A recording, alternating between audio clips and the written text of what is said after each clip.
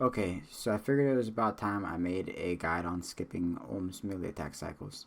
An individual cycle would be auto, nothing, auto, cycle, each action being 4 ticks after the other.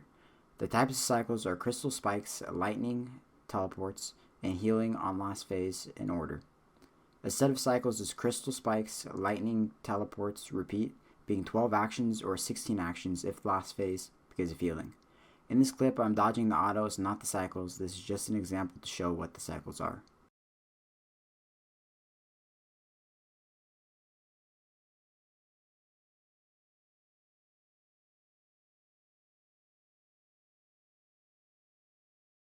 Ohm does 2 autos, then the cycle occurs. If Ohm's first auto is on Mage side and Ohm's second auto is on the melee, the cycle would be occurring on melee side and vice versa. Whichever side Ohm autos second, that's the side the melee attack cycle would be occurring on. Identifying sides is easy if you see which side the cycle is occurring on or if you're counting hits. This is the part that the runners need the help on. If Ohm's melee attack cycle is occurring on a certain side, but your team wants it on the opposite side, one of the runners can make it swap sides by making Ohm auto Mage side for the second auto.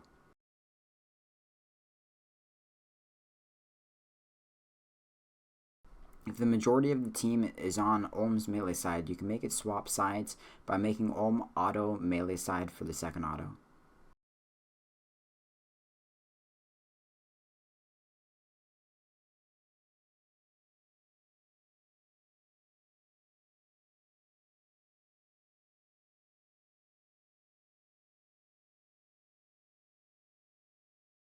Here are some pros and cons skipping for melee side. The pros are, if tellies occur, the cycle will get set back on melee side due to how runners run in team rates. Cons are, you can run out of energy if running acid while skipping 4-1 and while skipping flames.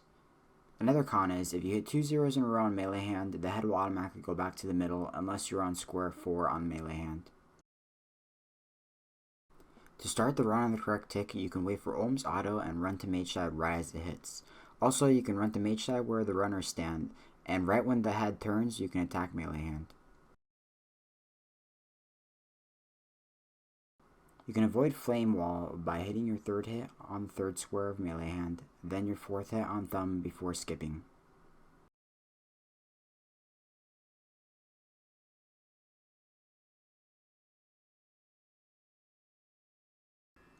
You can run the acid track by doing the 4-1 solo method, but starting on thumb instead. You can also start on the third square, but you run out of energy faster than from thumb. On last phase, you want to start on the third square anyways, due to avoiding Flamewall.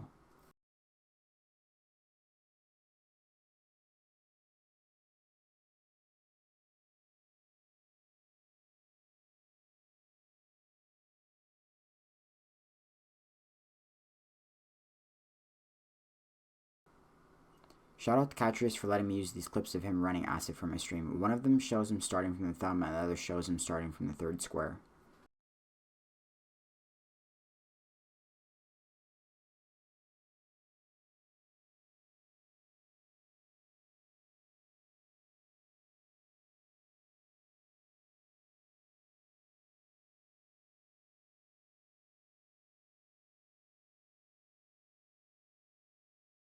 You can run the targeting by standing on the second row when you run to Mage side, avoiding damage when running back, and the runner shouldn't get hit by the crystals either.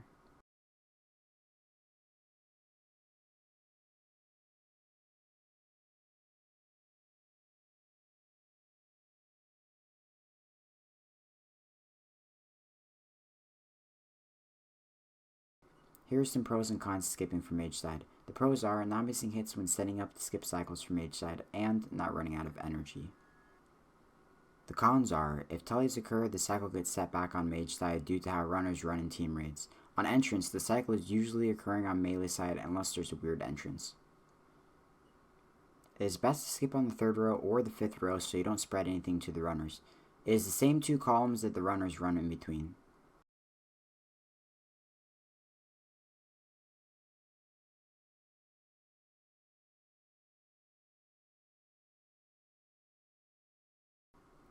You can avoid the flame wall by standing on the middle square of Ohm's room after the head turns to Mage side. It knows the attack just like standing on the wall.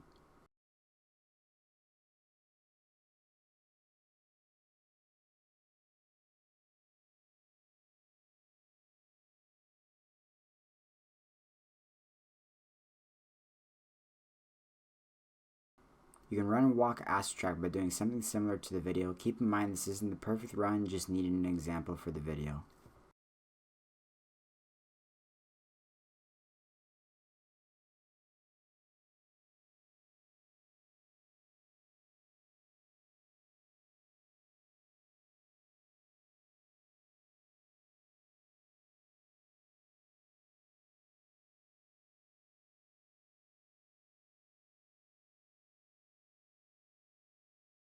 You can also run and walk targeting by doing something similar to the video. Keep in mind this isn't the perfect run, just need an example for the video.